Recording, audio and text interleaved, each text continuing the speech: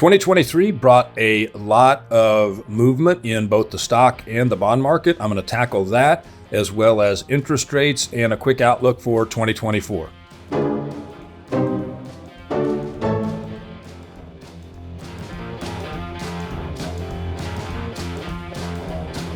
Welcome to the Modern Wealth Management YouTube channel, the new home of our monthly economic updates, educational series, and more. Subscribe and hit the bell icon so you don't miss a video. Hello, everybody. I'm Dean Barber, Managing Director at Modern Wealth Management. Welcome to the monthly economic update. It is January 3rd, 2024.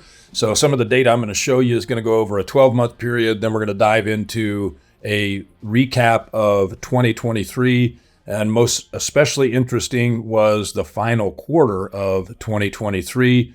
We're going to tackle interest rates and we're going to tackle the bond market and the stock market. Let's start off with a look at the Treasury yield curve. And here we are. This is as of yesterday, January the 2nd.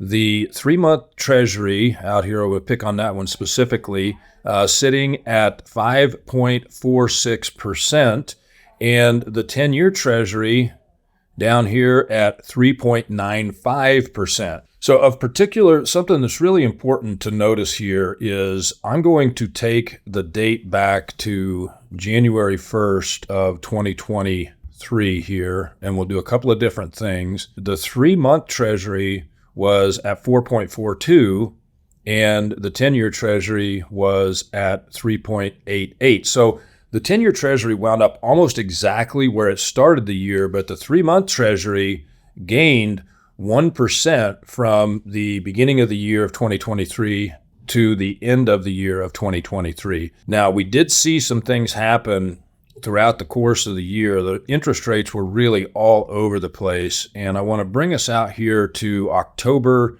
the 18th.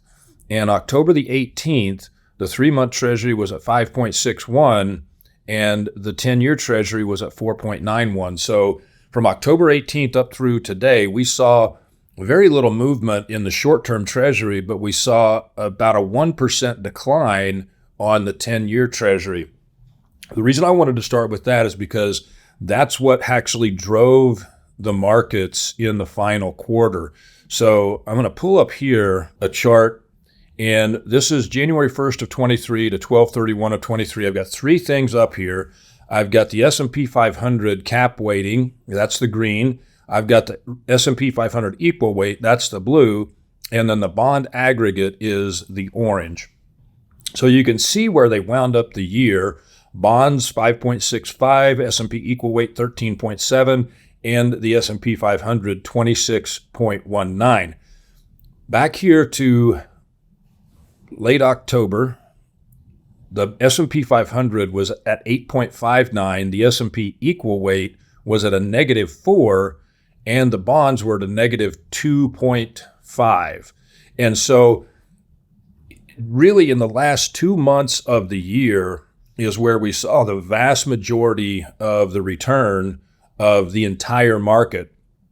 And when we come back here and we take a 3-month look at these different ones, you know, the S&P equal weight actually started to catch up with the S&P 500 cap weight, and we saw almost 7% in the last 3 months in the bond aggregate. And so what's really important to note there is something that we talked about at length last year, and that is what's happening and what's driving these markets. So let's start off by looking at the S&P 500 here. Remember, we talked about the Magnificent Seven: Apple, Microsoft, Amazon, Nvidia, Google, Meta, and Tesla. Those 7 companies make up 26.39% of the overall weighting of the S&P 500. Yet they drove over 85% of the returns.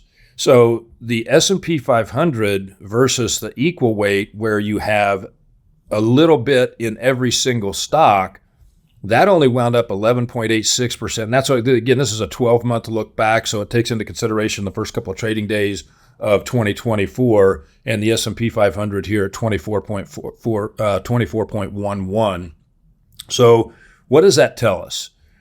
What it tells me is that we've seen a fundamental shift from just a few tech stocks driving the entire market to a more broad-based rally, something that we haven't seen in quite a while.